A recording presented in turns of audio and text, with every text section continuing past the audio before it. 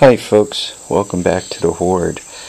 It's about 4:20, still Saturday, still August 17th, and about 78 degrees. The batteries have passed my, it's a little collector, so it's back to charge mode. Don't mind me as I knock things over. Now, I think I've told you guys the way I run things. I try to move everything forward a little bit every day. Parental guidance. Bullshit detected. Take precautions. Anyway, ignore the alarm, but I really do try to move things forward every day. And part of that, when you have so many projects going on and so many things on your mind that you want to do, is getting parts. I mean, the last thing you want to do is finally get to the point where, okay, I can work on it, I have time, I have space, but I need parts and I don't have parts. The other thing is, when you have all these projects, as I do, you try not to pay full price for parts. As a matter of fact, you don't even want to pay full eBay price for parts. So there are certain things I keep an eye out for. I seem to go through quite a few of these stators. And as a matter of fact, what is it? TRX ATC guy, or ATC TRX guy, mentioned that he was looking at one of my videos, and he thinks he needs a stator for his 185. Anyway, I was able to buy the whole stator and the cover. Even came with extra hardware. Right? That bolt's loose, this bolt's loose, that bolt's loose.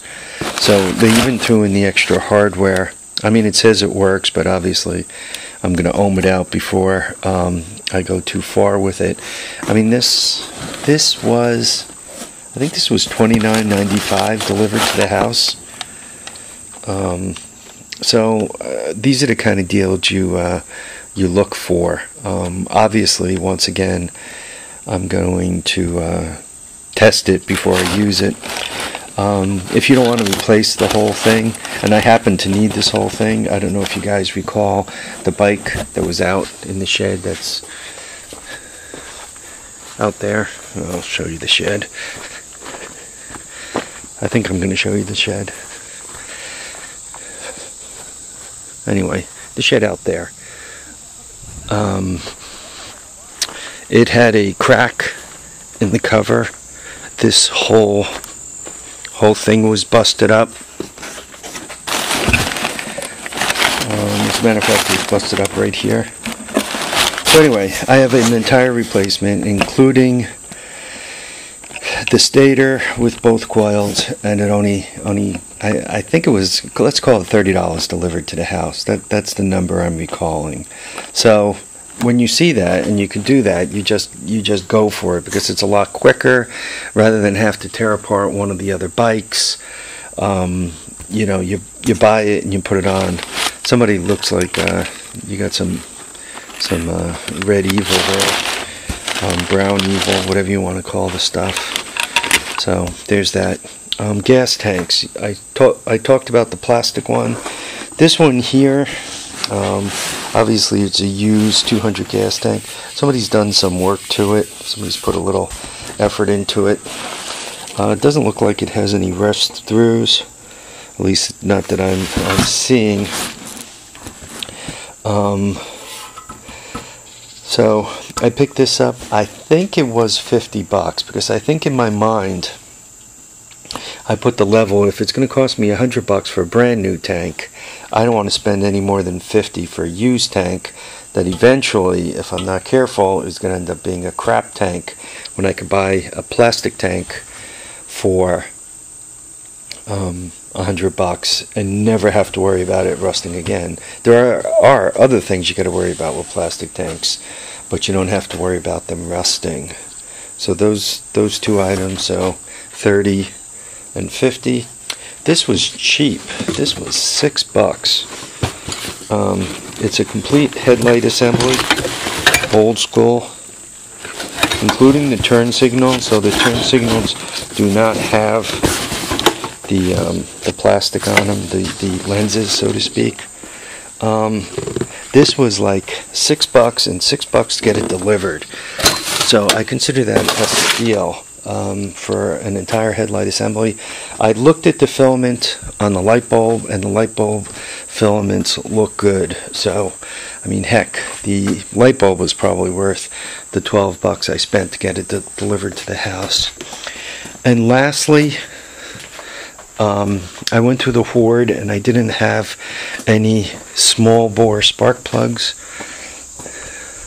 so I bought 5 of these guys. They are for Honda 70s. I mean, this is made by Torch, and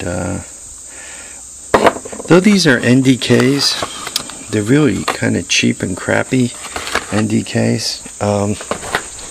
As a matter of fact, I already popped one in here trying to test out the spark, and I do not have any spark. I'm going to, well, that'll be the next video. We'll discuss that guy in a moment. So, I don't know how well we could see this. There's a trick. If you kind of focus it on something, and then put the plug there, and then you bring it in together so that it's right near the background.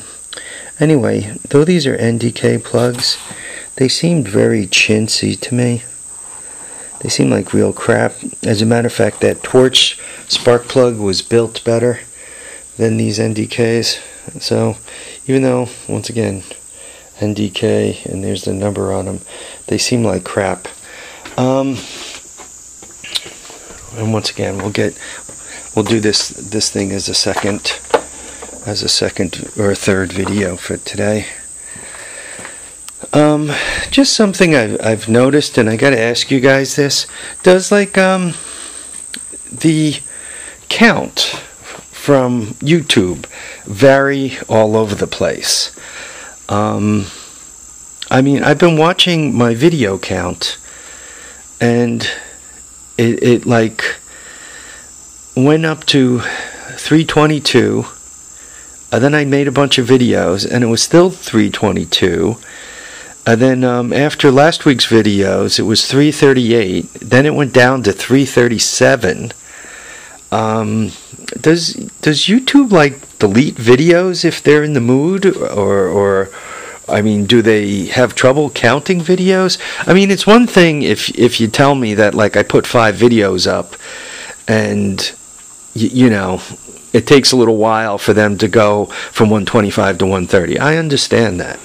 I even understand if it goes from 125 to 127 and then the next day it's 130. Understand that. I even understand if it takes a week. But if you put up 25, if you have 325 videos up and you add 5, sooner or later it should say 130, not 129, not 127, not 122. So I'm kind of scratching my head. At the rate I'm going to be making videos for the next 100 years and never get to the magical 400. I'm just looking out here and noticing, check this out. My apple tree has apples on it. And that height right there is probably just the perfect height for deer to come and eat them. They're not very good apples, very tart. But anyway, this video has made it up to 9 minutes long, so I got to end it because I got one more I want to go through before I call it a day. My wife has a piano recital tonight. One of her senior students, one of her students that's graduating, has a recital off at a Unitarian church, so I got to clean up and get there. Anyway, folks, live, love, and have a great time. We'll catch you on the next episode of The Horde. Till then, remember, life is stitching together a bunch of events, positive and negative. So remember to pay a lot of attention to the positive ones and try to ignore the negative ones. I think that's how one could have a happy life. Thanks for watching.